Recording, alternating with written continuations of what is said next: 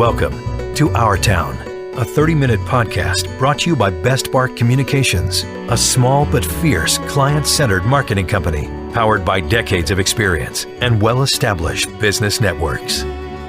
This is Andy Ockershausen, and this is Our Town. And this is a special broadcast for me, a podcast to introduce this man that I've known for many, many, many years. The actual creator of the iconic American phrase, meetin and greetin. Woo! My guest is a local legend according to the Washington Post and according to WMALFM. He was a Yale man also, and he's a unique distinction of having appeared on the front pages of the Post, Style section, Metro section, Sunday Magazine, and a story on page 1. In addition, the city paper full-time profiled him in a lengthy cover piece. Further, he is the subject of an acclaimed filmmaker, Dave Nuttycombe's short documentary, Match Me If You Can. My guest today is Tommy the Matchmaker Curtis, and he's back from Hollywood. Tommy, welcome to Our Town. And all of that is because of you, sir. I got to tell you. This is the man that discovered me. Can't blame me for that, Tommy. It is. It's true. You are Hollywood royalty. Your family, they must have had great roots in New York, where your family's originally from, correct? Exactly. My grandfather was Gentleman Jack Cohn, and my uncle was the, what do you call it? I don't want to say hated, but the very controversial Harry Cohn. Harry Cohn. And he was King King Cohn. Mogul. Right. Mogul. Right. The first time I heard the word mogul, right, it was about Harry Cohn. Gentleman Jack, they argued consistently over the years because he was the business end, and King Cohn was this guy that was actually, they say, the creative part of the business. Yeah, but you know what? In the movie The Godfather, the legend is that was my Uncle Harry's horse in his bed. Is that correct? Because he gave the part to Sinatra in From Here to Eternity that made Sinatra's career. That's the story, I understand. That's a myth or whatever. Yeah, but that's a myth, but it's a good story. Yeah. But that's not unusual that to have the business side in New York and the creative side in Hollywood. Exactly. But so your family was the New York side. Right. But you were related to the, and then you got so much to talk about, Tommy, but I ran into your name the first time when you were running for the office, I don't know whether it was a school board or something with the city, and you had a place called Wayne's Love on K Street. And I couldn't believe it. I said, here's a guy, a saloon owner, who wants to be on the school board. What is this all about? Well, may I just say one thing about that? John F. Kennedy's grandfather, Honey Fitz, was a saloon owner, too. So I used that all the time in those days. I said, well, it's not that bad. And don't forget, I did go to Yale, so I'm not completely... You're a Yale man. You know, I'm a Yale man. And so that was the little castle on K Street. You're right. But what a great place, though. I mean, K Street was beginning to come alive then, right? Of course. And the city was beginning to come alive. And singles were starting. And single bars you know, were happening all over town. And I opened up the, I was going to say the yacht club, but that's another story. Yeah, that's later. That's the later. Yacht Club was much later. Wayne's Love opened, I think, 6 weeks before the legendary Mike O'Hara opened up the Gentleman 2. So we were lifelong friends and competitors. Yeah, right? Exactly. And you shared the wonderful services of Linda Ross. That's right. So it's very incestuous. It's amazing, but it's true. It's wonderful. Yeah, yeah. Well, how about then? How did you get that the club? What was it called? Not the Bombay Club, the one in the Carlton. What was your club's name? That was the Polo Club. The Polo Club. Yeah. But who was in that with you? Mike wasn't in that, was he? No, but this is amazing story. 1980? Yeah, front page again of the Style section. Absolutely. 4,000 people at the opening in a little place, which I think you had a party at later on. We did. We had the WML Christmas party. And who was my partner in that? Alan Weitzman, the legendary advertising guy. He's still alive. He is in Annapolis, I think, right? He lives in Annapolis. And listen to this. Jack Boyle from The Cellar Door. Oh. He was my partner, a wonderful guy. And he became later, as you know, the head of the biggest promotion company in the world. You know, fabulous. And a lovely guy. And he had a partner. Yeah, exactly. Who died? Sam Lahamadou. Sammy Lahamadou. And you always said when you put me on TV to get use your connections and get these interviews with all these famous rock stars. And Jack set it up. In fact, I had that huge interview with John Denver.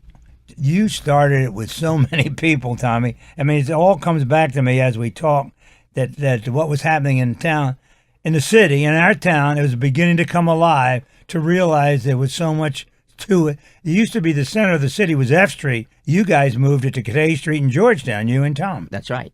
And I got to say this one thing while I'm giving you all this credit. It's true, but the most important thing, I don't know. Sometimes I feel like Claire Booth Luce, the male version. I've done all this stuff, but the key and what everybody, I think it's going to be on my tombstone, and you're the reason for it.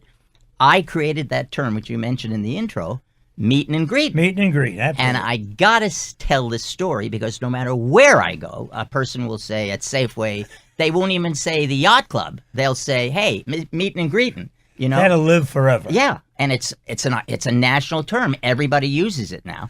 And I gotta tell your listeners, I'm sure they don't know, but how it came about was that I used a term called cruisin' and boozin' on the radio. I remember vividly. And that was politically incorrect. And one day in the hallway, in your own inimitable WMALFM. style. Yeah, in the hallway of WMALFM, which you also ran, besides WMAL-AM and Channel 7. So you came up to me and said, you're doing a great job. And I think I had I had huge ratings or whatever it is. And you said, Tom, I want to say this in the way Andy would say it, because he wasn't a legendary boss and a great guy. He said, Tom, I don't think that cruising and boozing is so correct anymore. Can you come up with something else? And you didn't say stop using cruising and boozing, but you said come up with something else, and that's how meetin and greetin began, thanks to you. Well, we backed into it, Tommy, because if you remember, I used to have great relationship with the bar owners. Right. But I got in so much trouble by criticizing happy hour. I said there's nothing good about happy hour because people get drunk and get out and drive, and it's killing people. So I don't like liquor. I love the bars. I love the restaurants. They're all dear friends. But it's not a happy hour. Boy, they got so mad at me. I think guys still remember that I got in a lot of trouble. Well, that's why you said to me, Tommy, right, exactly. Stay away from that. We're preaching one thing, and you're calling it cruising and boozing. And that was a connotation. It meant a lot to a lot of people. Yeah. But remember the Q107 booze cruise? Yeah. that grew before we got into that fight with the bars. But Tommy, when you had a chance as Wayne's Love and you were a character in the city, to work on WMAL was something special. You had your own program, your own show, your own listeners. It was kind of unique, I guess. It was very unique. In the middle of the day. In the middle of the day. And we just I said, nobody's going to listen to do it in the middle of the day. Boy, was I wrong. Thank you. People were caring about Tommy Curtis. I didn't become Tommy the Matchmaker till many years later. Many years later. But also, Tommy, I'll bring this up, and the producer, Janny O, that Tommy had a chance to be on Channel 7, WMAL-TV, and he did a piece for broadcast on Channel 7 about Send in the Clowns. Yeah. Who was the singer? What's her name? Okay, I can't remember. Who was it? Judy Collins? Yeah. Judy Collins. That was actually, when you got me on Channel 7, I did 2 specials, okay? Both of them won Emmys, thanks to you and the Emmy people. And it was, one was a special behind the scenes with Chicago and the Beach Boys, okay? Yes, right. That was it. And the other was a special on young talent in Washington, okay? And both of them were lauded. And who helped me was Paul and Holly Fine, the legendary documentarians. Absolutely. The greatest couple. Exactly. And they went to 60 Minutes after they left your company, I believe. Well, we had a discussion. Our boss at the time was a man named Fred Howick. He was the boss of the whole company. He was hired by the Star. Right. And we had a policy that if people were married, they couldn't work at WMAL TV at Channel 7. I think I remember that. And Paul and Holly were going to be married, and the company policy was one of them had to leave.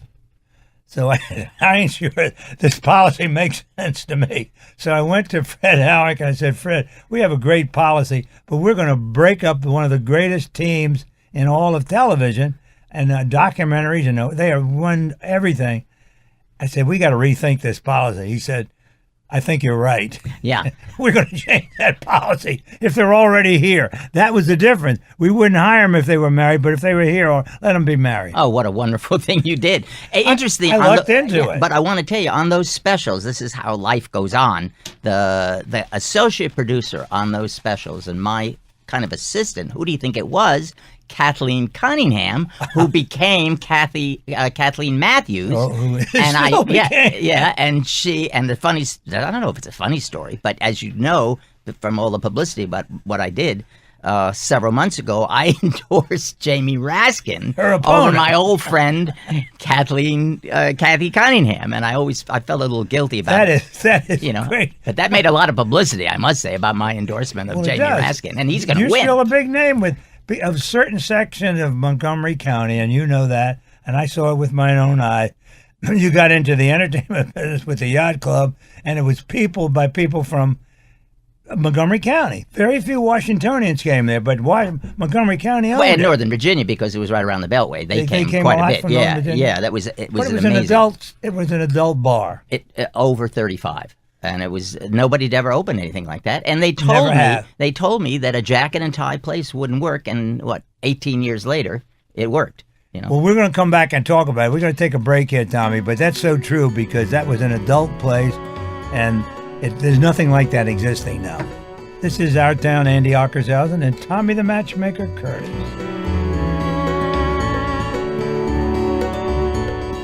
This is Andy Ockershausen talking to Tommy Giacomo and bragging about his restaurant, The Palm. Hi, I'm Tommy Giacomo. Why don't you come down and see me at The Palm Restaurant? I've been there for 43 years. We have great steaks, great lobsters, great food. Caricatures on the wall. It's just a fun place to eat and drink. We're located at 19th and N, just below DuPont Circle. For reservations, call 202-293-9091. That's 202-293-9091. www.thepalm.com.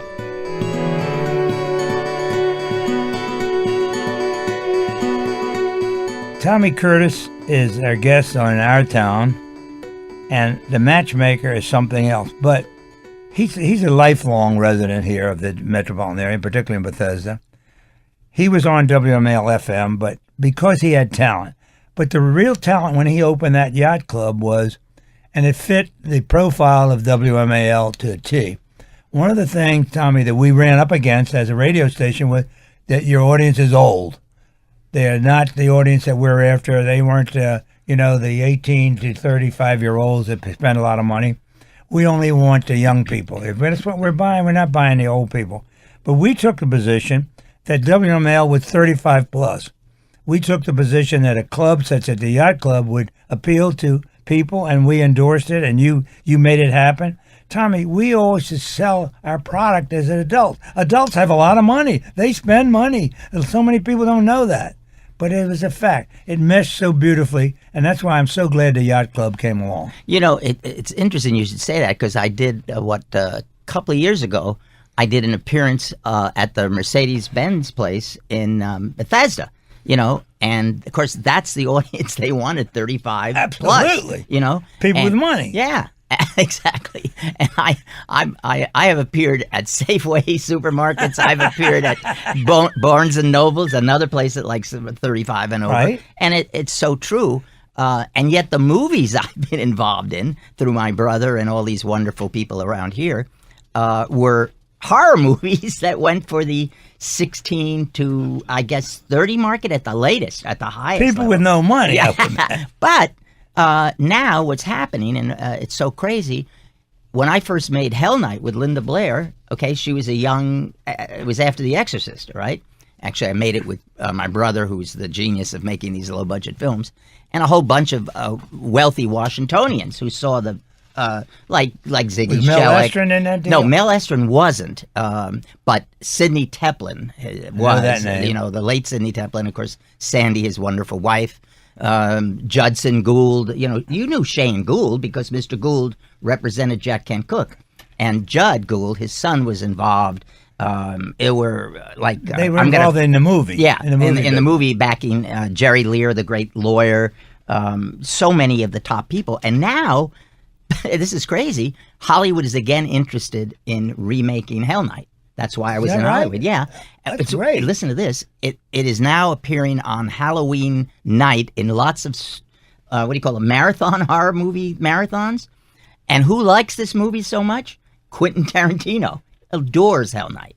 So apparently, I'm going to put together another group of developers and Tommy, you got more things going than anybody. Stanley I know. Zupnik, and I forgot Stanley. He was behind that and was the leader in the group that produced Dreamscape. You came up with the Seduction starring Morgan Fairchild. Hey. I met Morgan Fairchild Hey. with Barry Wright was dating. Oh my her God, one day. Barry Wright was one of my guys. That's Absolutely. right. Yeah, He was dating Morgan Fairchild. Well, I when set he was it up. running Temporary. Yeah, we came out to Hollywood with all the investors, and my mother, or I can't remember who set up the date, but he had a date with Morgan Fairchild. What a great guy, Something else. Barry, the late Oh, Barry great. Wright. We love Barry. And he was very generous at Christmas time. Remember, he had a food for Christmas of course, program. Of course. And I have to tell you, in my reunion at Yale, they ask you to, put something about your life, about what you've done the last 35 years or longer. And I said one of my highlights was going out on a date with Morgan Fairchild and also Susan Ford. Don't forget Susan Ford. Wow. That was my front The daughter page. of the President of the United States. Yeah, that was my Inquirer, my only thing on the front page of the Inquirer, which goes to show you that they really needed a lot of junk because they said she's ready to marry this Washington DJ, and I got to tell you, that was pretty far from the She truth. married the guy, Secret Service That's guy. right. Yeah, Vance. Yeah, Jim. Something. He Vance. opened his own business later. Chuck. What's his name? Chuck Vance. Nice Chuck guy. Vance and I were on the committee for the fight night Yes. with Joe Roberts. That's right. And that's where I met him. But Tommy, let's get back to your radio TV career briefly Oh, before sure. the movie. Sure. That we had a chance at WML with what's the woman that did the song? It was Send in the Clowns. Judy Collins song, and Tommy took a crew and a cast and redid the thing with clowns at the circus. Did you not photograph the clowns at the circus? That was Paul Fine did Paul the photography. Fine, yeah, exactly. I can't Weren't remember. they clowns Yeah, at there the was circus? that. Yeah, and I can't quite remember was what that was so, about. But that was so Paul Fine more beautiful. than me. I like to say, like in the movie business, all I did in the movie business was basically Give put them the the money. together, and then I had these famous partners, like I mentioned, Stanley Zupnik, the big developer, and which is why I'm back dealing with all these wonderful developers the and dough. lawyers, and my brother Bruce Cohn Curtis, of Right. course, who uses the name. I never did until I think it was Diana McClellan who saw the ear. chief of protocol come up and talk to him. Annenberg. What was her name? Annenberg. Walt? Yeah. Well, that's her daughter. And I was Lenora? Lenore. Thank you. Annenberg. What a memory. And I was covering for MALFM something at the White House, and I'm behind the ropes. And all of a sudden, Leonore Annenberg, who was chief of protocol with her buddy, Absolutely. she comes up to me and says, You're Joe's son, aren't you? I said, yes. She said, Daddy, that was her husband, the famous Walter Annenberg. And in front of all the press, she comes over, says, come over here. I want you to meet my second cousin. And nobody in Washington knew that I was involved. They related like to that. the movie related people. to those people at all. And then the ear said, you're not going to believe this, the charisma kid, Teeny Tommy Curtis, is an heir to, all that kind of stuff. And it was amazing. Incredible. Yeah. I remember the story so vividly, Tommy, but I don't like being Teeny Tommy, but that's that's all I can say. Matchmaker. I'm the matchmaker. one of the things about that series, I mean, not a series, but that place that Paul Fine did the shooting and his wife Holly did the editing, and it was your genius that put it together. It won the DC Television Academy Awards Emmy. That's right. And there was a Fun. The Beach Boys in huge Chicago. celebration at the downtown with all the greats and their great black tie, and I was invited to accept this a trophy for WMAL TV for Send in the Clowns. And I said, well, wait a minute here. I had less to do with this than I did with this dinner. This is Tommy Curtis's deal. He's going to come on with me on stage. He's going to accept this award for Channel 7. They said, okay, let's do it. I'll never forget that night, Tommy. Brought the house down. Yeah. Then they played it there right there Now live. I think I remember completely. Send in the Clowns was the story of young talent in Washington, and the music was Send in the Clowns. Right. behind Yeah, it. well, correct. And we shot it, you're right, we shot it all over the place. With all these sites, Mr. Henry's, I think, had young talent, and it's a true Paul story, Fine folks. put it together. Yeah, And then I wanna Holly edited it. Yeah, I want to tell you that Andy said, and that's a true story. he said, "Hey, you guys, I can't get up there. I got to get Tommy Curtis up there I with had me. He's nothing the to guy do with behind it." it." Yeah, it was wonderful of you typical of you to do something like that, and I never forgot. No. I'm like Charlie Broadman. You know, I say about Charlie, he hates publicity like he hates his right arm. I think I've gotten to that point. Well, now. in the movie business, of course, publicity is the most important thing. It's all about the type, Tom. You know, I mean, but that piece was so important to me and to Channel 7. And I guess nobody does local things like that anymore. At least I don't see it. But there's no more Paul and Holly Fines. There's no more WMAL TV. And there's no more WMAL AM. But we've got you, Tommy. Thank you. I'm so glad the FM station, Q107, that was a big hit. And you were a big hit with them. Actually, I mean, remember, for all the people that are listening, it was called WMALFM was the Soft Explosion. Yeah, absolutely. Yeah, thank you. And Great campaign, wasn't it? wasn't it a good campaign? Yeah. Great campaign. Another legend behind that was that advertising company that you hired. Earl Palmer Brown. Yeah, Earl Palmer Brown. Jeb Brown. That was a great thing, the Soft Explosion. So then later on in your career, after we you gotta finished get you TV, right. Yeah. you finished being a bar owner, finished running a saloon. Yeah. You ran into a possibility in Bethesda at the back end of a motel. Basement. The basement of a Yeah. motel. God. What was the name of the hotel? The Holiday Inn of Bethesda, owned by two guys that everybody knows, Ralph Deckelbaum. Yeah. And Bernie Libby. I can't remember his last. Not Bernie Libby. And his son Alan. Oh my God, I can't. It'll come. I can't remember. But anyway, they said, "Why don't you take over this teenage bar?" And you want to hear something interesting about that story? Originally, I was going to put that bar, the Yacht Club, where the River Club became a location. Downtown. Yeah, and Paul Cohn, who's now running Boss Shepherd's downtown, and he was...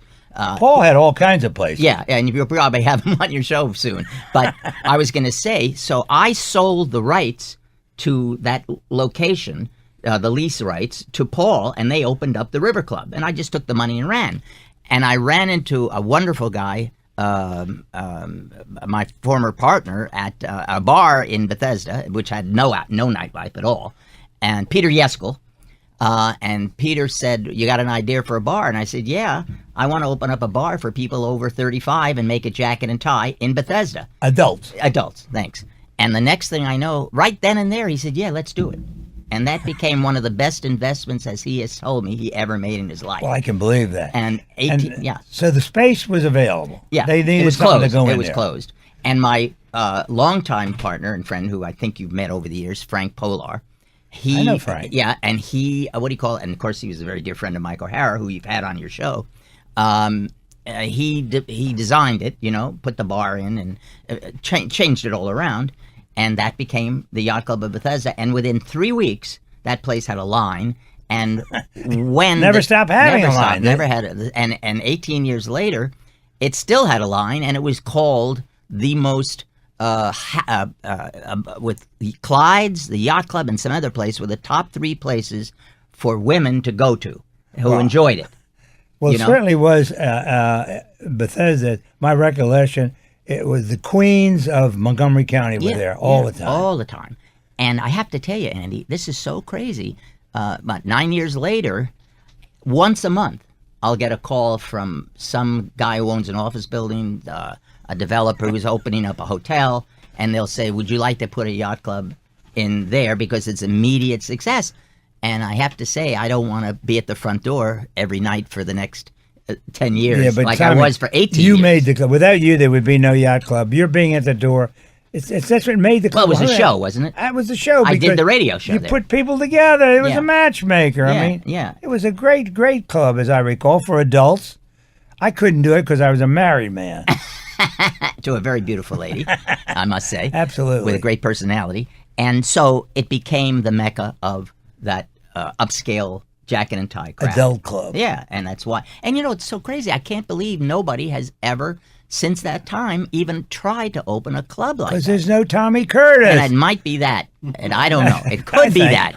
And I'm sorry that I'm in Hollywood involved in the remaking of Hell Night. And You're still with us, though. This is Andy Ockershausen. This is Tommy the Matchmaker Curtis's show, and I'm a guest. It's been great to have Tommy, and we'll be back with some more Tommy Curtis.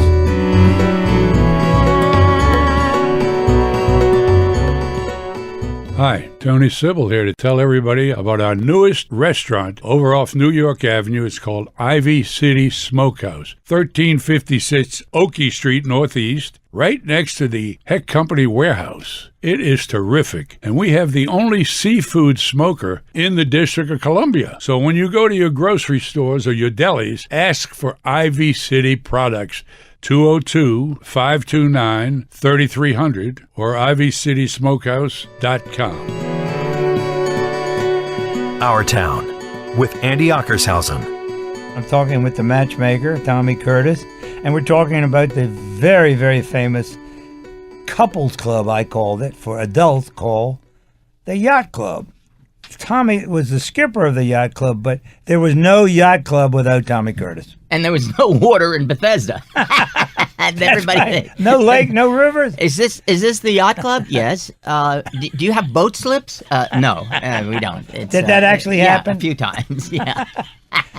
Well, Tommy, you put people together because you'd see them at the door and you get an idea of who they were and why they were, and introducing them was an important thing to the club. It sort of mixed it up. I think it made, I'd have this flashlight and I'd put it on a single woman and guys would say, oh, she's, available. And I have to say, one of the things I told guys, these are the secrets of mixing and matching. I said, stay near, don't be next to the ladies' room, but near, about 10 feet away. And so you can watch it. So, and you could see who's in and out. And you could also say, you could also use whatever line you need. Makes it easier. But also I used to say to them, to women, I would say, when you're coming to the yacht club, this is a true story, I would say, don't go to a Malaysian or a Thai restaurant. Oh yeah, because it's full of garlic, and and I know you don't think you're going to meet anybody, but you probably will when you don't think. Great place, yeah, and that's the best thing in the world. The best advice, boy, that is better than any perfume you could ever have. No. I can't be everywhere to match everybody anymore. No, but I got to tell you a quick story. I was at a nightclub in Beverly Hills about a couple of years ago, and Vince Vaughn was standing next to me.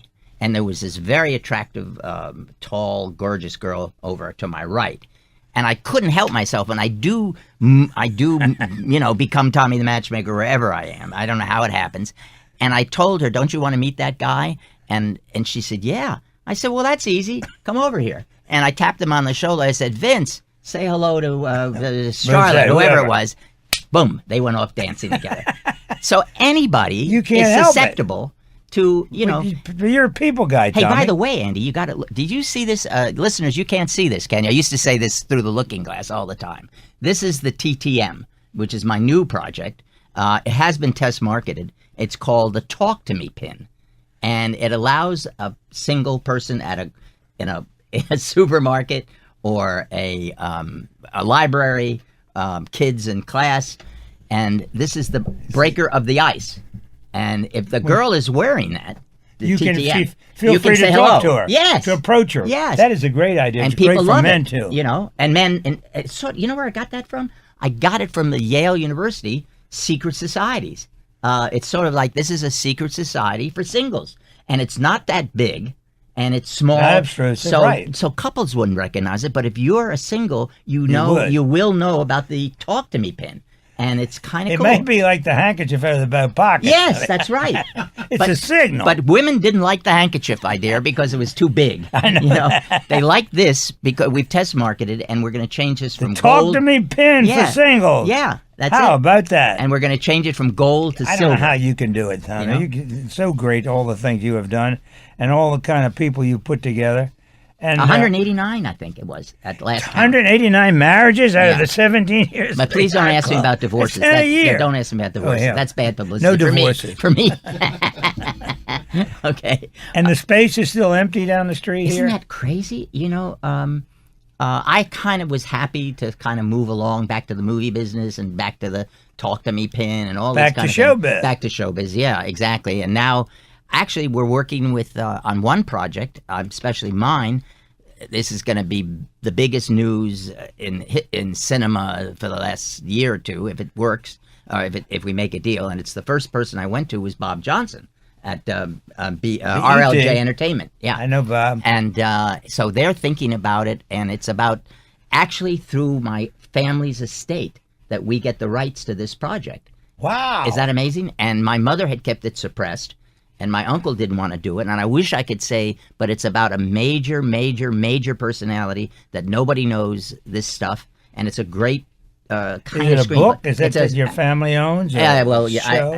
it's an actual movie, or I shouldn't really get into it that much because it's top secret. But yeah, the family did own it, and now that's something I am working on. Besides all these guys that are working with me now on the Hell Night project.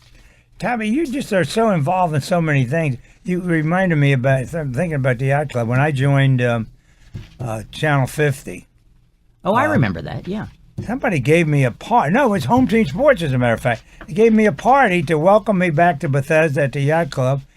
And who showed up with Bob Pincus and his lady friend, his girlfriend, who became Mrs. Jack Evans.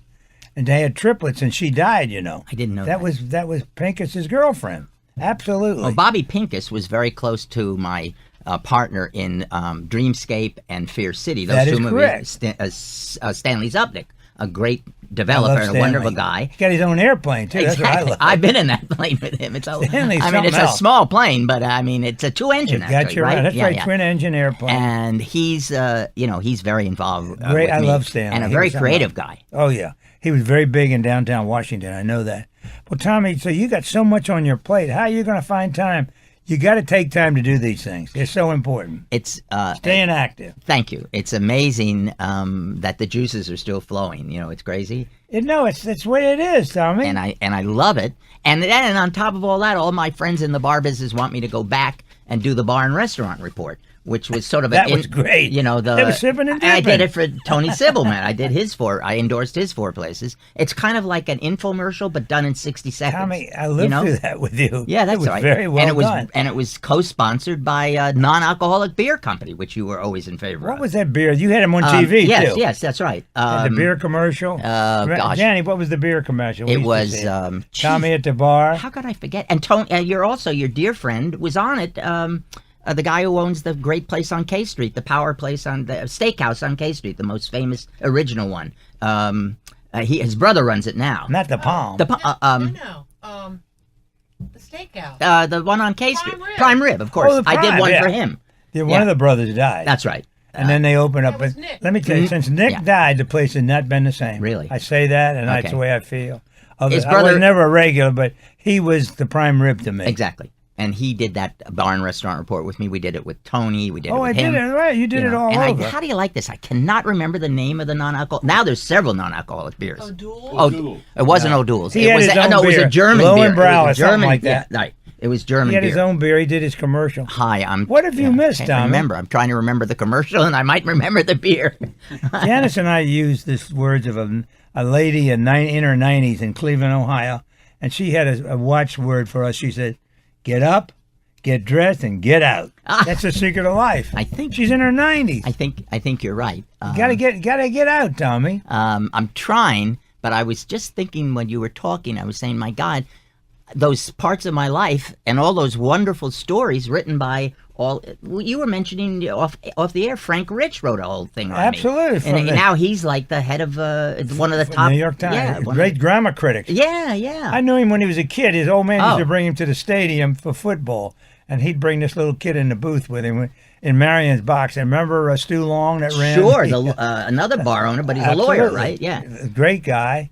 And well, he has an illness problem, but he's coming along real well. Oh, I didn't know that. But Tommy, the names that are still there, that's why Janice's idea, we brought back our town with names like yours that people haven't heard from in a while. And now they know more about you, I hope, by listening to this podcast. I've certainly learned a lot. I knew most of it on the periphery.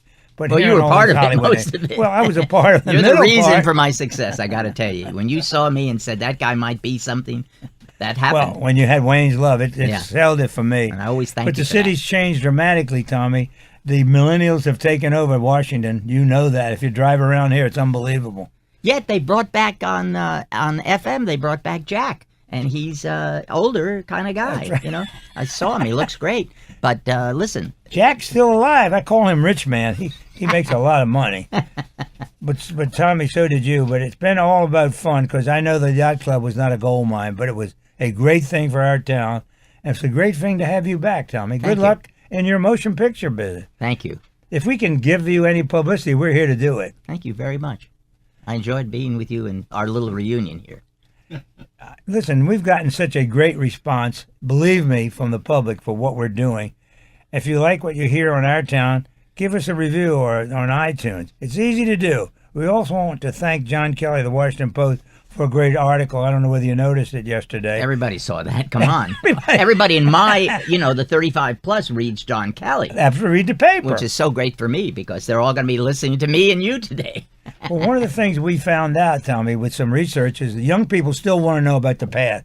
They want to know about who was Tommy Curtis, who was the Yacht Club, who was going on at the Prime Rib, who was going on in Georgetown, what happened to Mike O'Hara, what happened to Champion. The young people want to know. So that's our hope for the future, that they'll appreciate what we did for them. I found that to be true, too. It's kind of crazy. You should bring that up. Yeah, I find that all the time. People say, how did you do it? How did you match people up? Why don't you do it again? Why don't you do it? They want you to do it. Yeah. The last time I appeared in Bethesda, about 4 years ago, I drew 500 people in the pouring rain. So I know, and they weren't all over 45. They were. There's a lot of people over 30, 35, 30 and over that are wondering. They're looking for you. Yeah, and I love online. I really think it's a great thing. But there's nothing like being able to see, touch immediately that person. Tommy, and there's nothing like you and what your impact on our town. And thank you so much for coming back from Los Angeles to do this, and we really appreciate it. And we're going to be pushing it. We want everybody to listen to our town. Thank you, Tommy Curtis. Matchmaker. I appreciate it. Make me a match. You're great. Look, you made me a match. I've got it right here. That's it. I did it. I'm overmatched. Oh, and don't forget, Matchmaker. What is it? What's my email address that people don't have to call me? It's Matchmaker at talktomepin.com. Thank you. I'm not with it, with this online stuff. Matchmaker at talk to. Thank God for Janice. If it weren't for Janice, I'm a dead man. And if you want to see yourselves on TV and you want to remember the times at the at the yacht club, there's a wonderful Dave Nuttycombe did a wonderful 14-minute short film documentary through the AFI a few years ago on me. Match me, Match Me If You Can, and that's available. Match Me If Where You can Can. they get it? It's on Vimeo. I mean, it's everywhere. So it'll be on YouTube? Oh, sure. Match Me If You Can. Tommy the Matchmaker. You're the greatest. And Dave is a terrific documentarian. This is Our Town with Andy Ockershausen. We've had a great session with Tommy Curtis. See you next time. You've been listening to Our Town Season 1 with your host, Andy Ockershausen. New Our Town podcast episodes are released each Tuesday and Thursday. We welcome your comments and suggestions on how you like the show or who you'd like to hear from next. Catch us on Facebook at Our Town DC or visit our website at OurTownDC.com. Our special thanks to WMAL Radio in Washington, D.C. for hosting our podcasts.